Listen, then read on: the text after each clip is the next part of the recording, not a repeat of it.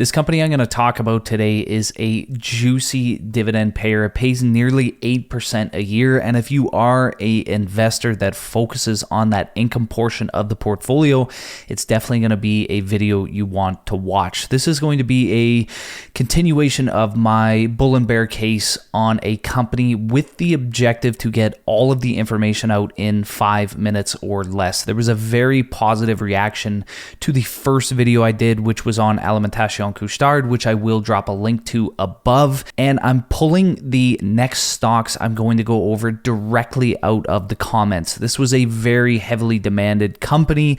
That would be Southbow. They trade under the ticker SOBO, and I got it directly from the comments. So if you want me to go over a stock, you got to make sure you head down below, you like the video, subscribe to the channel, but most importantly, drop a comment. Let me know what you think of these videos because it's a brand new series, and I'm primarily going to structure them on subscriber feedback in the comments, and I'm ultimately going to go over stocks that subscribers want me to go over. And as always, everybody, 3 free stocks, some of my favorite stocks for 2025 down in the description. But let's start the timer and get right into it. So Southbow is a spin-off that TC Energy did last year in order to kind of isolate their crude oil pipelines from the overall business so that TC Energy could focus more on the natural gas side of things. So when you look to SOBO, you are looking at the Keystone Pipeline, which transports oil from Alberta to the United States, and you're looking at a lot of interconnected Alberta pipelines. So the bull case for this company,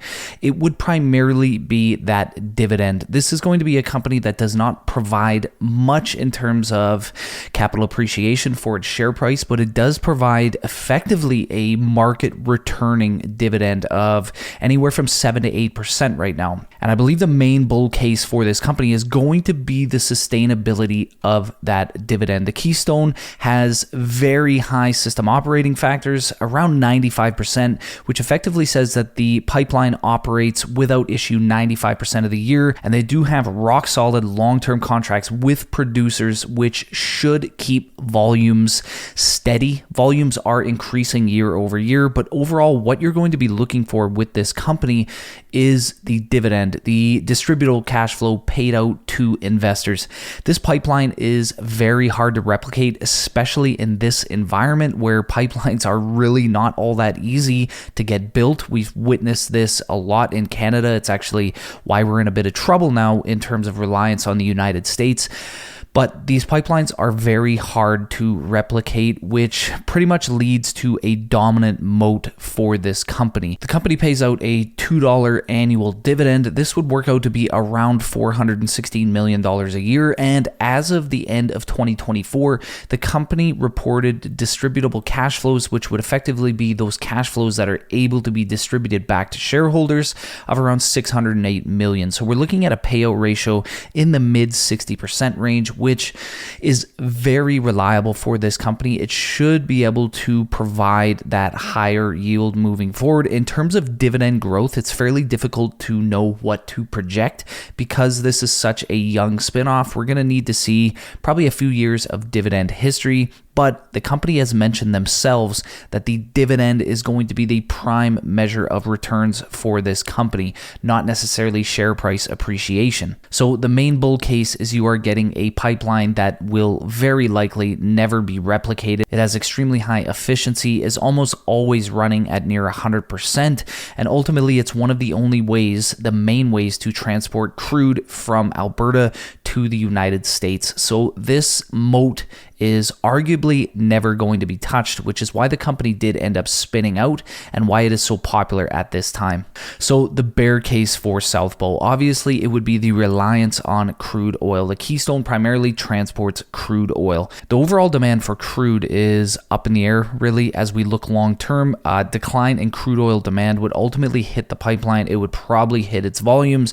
It would probably hit its operating factor. So although I don't see crude oil going anywhere in the short term, over the long term, this is definitely a headwind that you will need to understand. Whereas TC Energy, they're primarily natural gas. I don't really think the demand for natural gas is going anywhere anytime soon. And in addition to this, we have debt levels. Now, obviously, pipelines are heavily indebted. They all are. The company does expect leverage ratios to increase in 2025 due to the finalization of the Blackrod Connection project. What this is a SAGD project in Alberta, and they're going to be connecting it to their existing pipeline so they can get that oil from Fort McMurray down to Edmonton. So they do expect the project to start generating cash flows in 2026 where they can start to deleverage, but debt leverage ratios are very high. And the final bear case for me here would just be overall growth. I don't really expect this company to grow very much. The Keystone is a very mature pipeline. Yes, it does have high volumes, but demand is unlikely to increase materially over the years. So ultimately, the only thing you're probably going to get from this company is that, 7 to 8% dividend. So overall for Southbow, I'm not necessarily bullish or bearish. I'm kind of right in the middle. I do see the value of this as a pure income generating play, but if you're a total return investor who is looking to maximize total returns, I would expect this company to likely underperform the broader market returns over the long term. On the flip side, if we do get an extended bear market and this company can kind of tread water and pay out that 7 to 8% dividend, it could end up working out quite well for investors. As always, everybody head down below, like the video, subscribe to the channel, and most importantly, drop the company you want me to look over next and your overall thoughts on these videos. I've had a lot of people mention maybe they want them longer, maybe they want a little bit more numbers analyzed in the videos. I'm trying to condense these down to little chunks because people do like the shorter research. They like the fact they can sit down in 5 minutes and get my thoughts on a particular company, but I'm very much open to feedback. So as always, grab those 3 stocks in the description, some of my favorites for 2025, and we'll see you next time for more great Canadian content.